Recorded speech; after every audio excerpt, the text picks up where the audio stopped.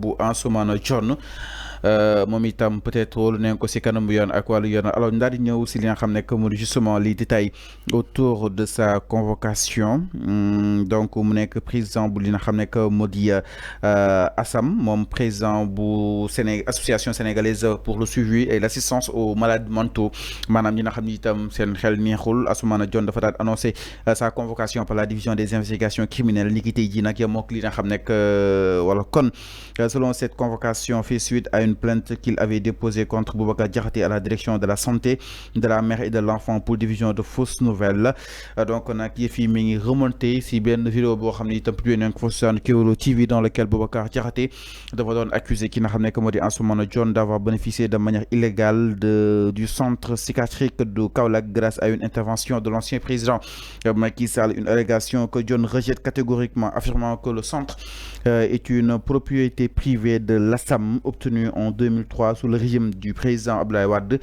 sur un terrain légalement octroyé par la commune de Kaolack. Donc le militant des droits des malades mentaux mu daal di dénoncé benn campagne de discrédit visant son organisation qu'il estime avoir pris de l'ampleur depuis l'arrivée du pouvoir du président Bassirou Diomaye Diakhar Faye. Mi ngi mentionné également que ni dina daal déposer benn plainte cette fois-ci contre ki nga xam ne que moo di Boubacar Diagne point fiscal de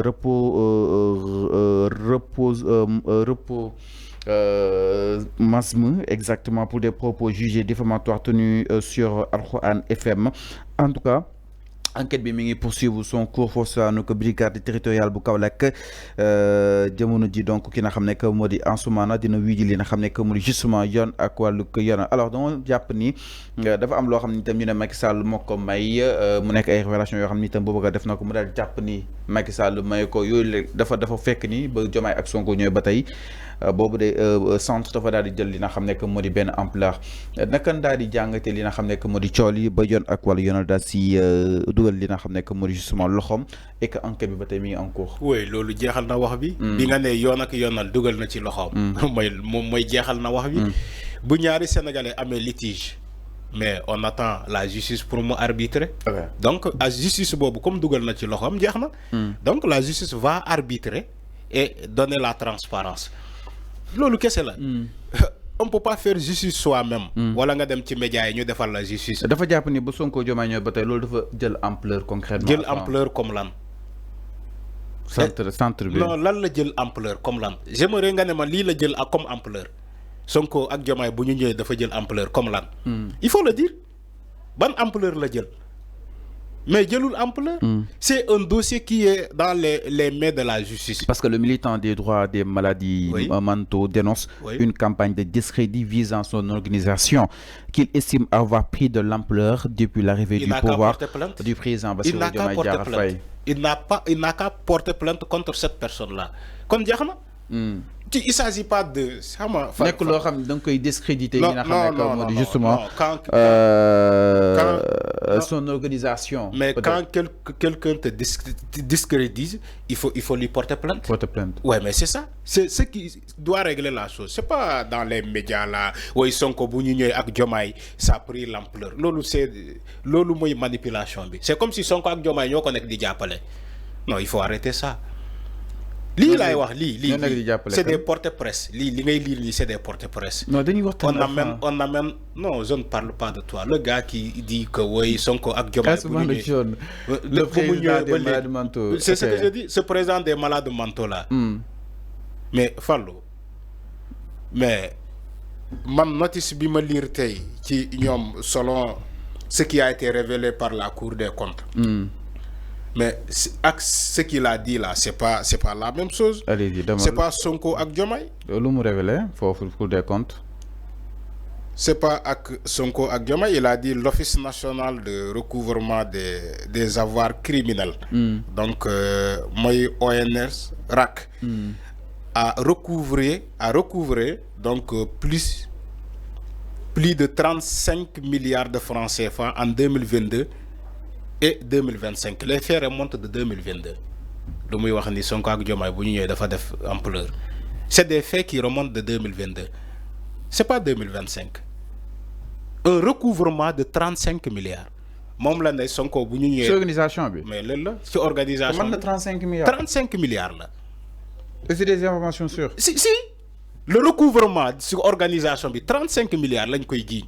Moom il dit que way Sonko bu mu ñëwee ba léegi dafa jël ampleur.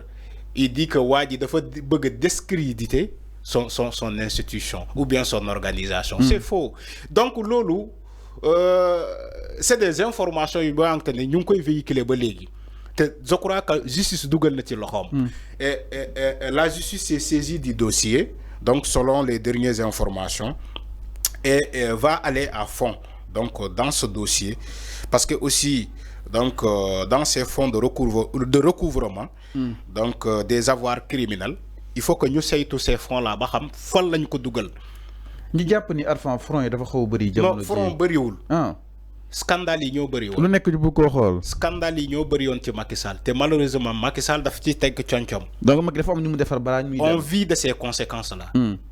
Le pays est en train de vivre de ces conséquences ci conc Macky Sall moo tax ngeen gis ni ngeen fone ay front ñoo bëri déedéet scandale yi ñoo bëri foo natt scandale yi wees na fa te dans tous les secteurs d'ailleurs. nee na depuis 2003 la ko am terrain boobu noonu te fi mu ko def foofu Abdoulaye Wade moo ko jox. 2023 la wax 2003 waaw yàgg na Arfan loolu. 2003 dama ne Fallou. selon Ansoumana.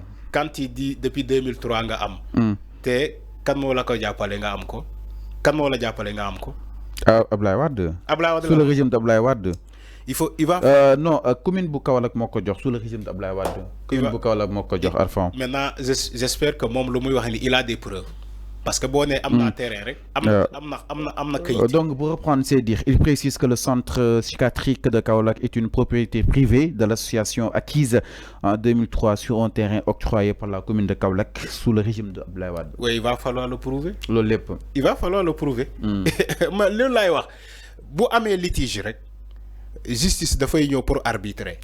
pour leeral yëf yi leeral mbir yi donc na dem leeral ko devant les enquêteurs du wax nga ko fi sànq ne ubbi nañu information judiciaire waaw. donc na dem leeral loolu. alors mi noonu par rapport ak mbiru ki nga xam ne moo di justement Ansoumana Dione si kanam yoon ak wàllu génn donc na convoqué woon nañ ko ñuy xaar moom li nga xam ne moo di justement sa première réaction suite à cette convocation alors ñu daal di wëyal ba tey ginnaaw loolu dañuy daal di ñëw si ki nga xam ne